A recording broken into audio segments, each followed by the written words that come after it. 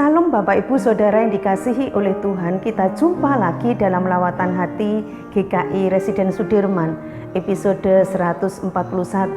Kita akan merenungkan satu topik, mengubah beban menjadi berkat. Dasar perenungan hari ini dari Filipi 1 ayat 12 sampai ayat yang ke-13. Bagian ini merupakan kesaksian Paulus saat berada dalam penjara yang berbunyi demikian. Aku menghendaki saudara-saudara supaya kamu tahu bahwa apa yang terjadi atasku ini justru telah menyebabkan kemajuan Injil, sehingga telah jelas bagi seluruh istana dan semua orang lain bahwa aku dipenjarakan karena Kristus. Saudara, suatu ketika ada seorang pemuda yang sedang gelisah dan sedih hatinya memikirkan beban hidup dan masa depannya. Dalam kegalauannya itu, pemuda ini datang kepada Tuhan sambil mengeluh. Tuhan, aku orang yang tidak bisa apa-apa. Lihat, banyak orang meremehkan aku. Mereka bilang, aku tidak pintar. Aku bukan orang yang kuat mental dan badanku juga kelihatan lemah. Orang-orang di sekitarku bilang masa depanku tidak cerah. Tuhan, tolonglah ubahkan aku jadi orang yang mampu, kuat mental dan juga pintar. Buatlah masa depanku menjadi cerah. Tentu saja Tuhan sangat perhatian dan peduli. Apalagi permintaan pemuda ini tidak neko-neko. Dia tidak minta uang yang banyak, mobil yang bagus, rumah yang mewah, atau harta kekayaan lain, agar dengan kekayaan itu dia tidak diremehkan teman-temannya. Maka Tuhan menjawab kepada pemuda yang sedang galau ini dengan lembut.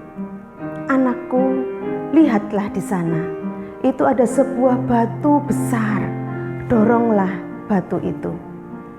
Pemuda itu melihat batu itu sambil melongo, saudara. Tapi tanpa berpikir panjang atau bertanya apa maksud Tuhan, dia taat, dia sungguh-sungguh melakukan apa yang Tuhan katakan itu.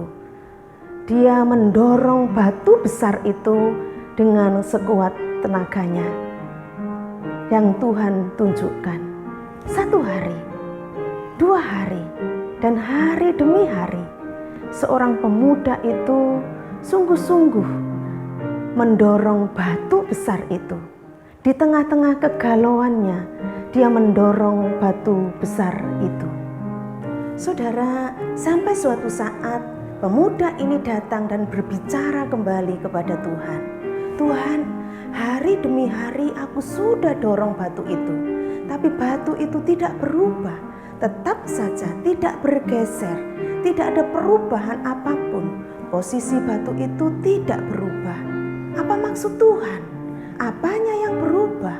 Batu itu tidak berubah dan diriku pun juga tidak berubah. Lalu Tuhan tersenyum dan berkata, "Nak, memang batu itu tidak bisa bergeser dari tempatnya, tapi kamu sudah berubah. Ambillah sebuah cermin dan lihatlah tubuhmu." Bergegas sang pemuda itu mengambil sebuah cermin yang besar.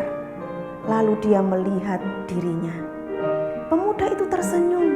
Dia baru menyadari sekarang dirinya memiliki tubuh yang lebih kuat, yang berotot, dan terlihat lebih sehat.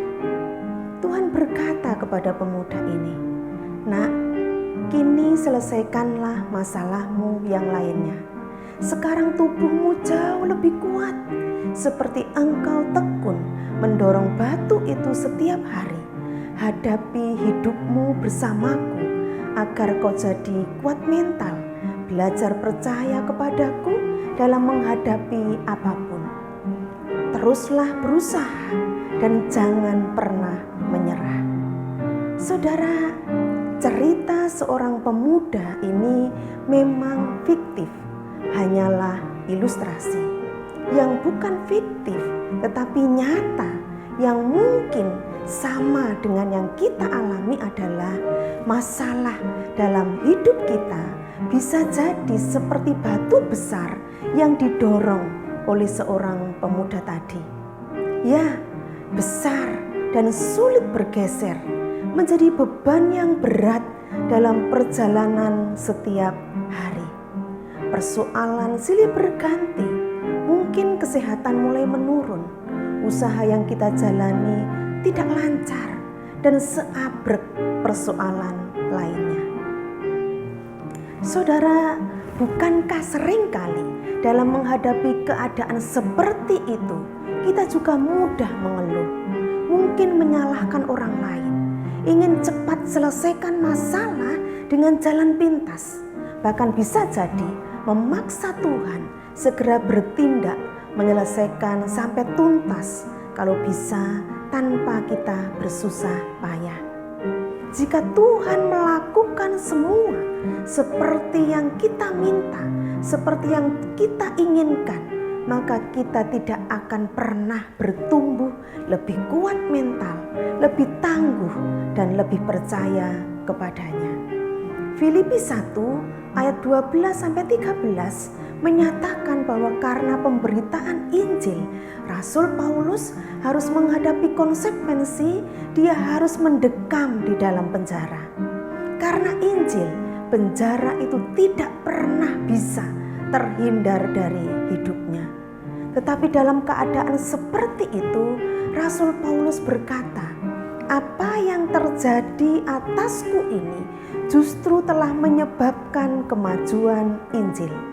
Paulus melihat berkat di atas kondisi sulit yang dia hadapi. Dia semakin mengenal kuasa dan kasih Kristus dan makin giat memberitakannya.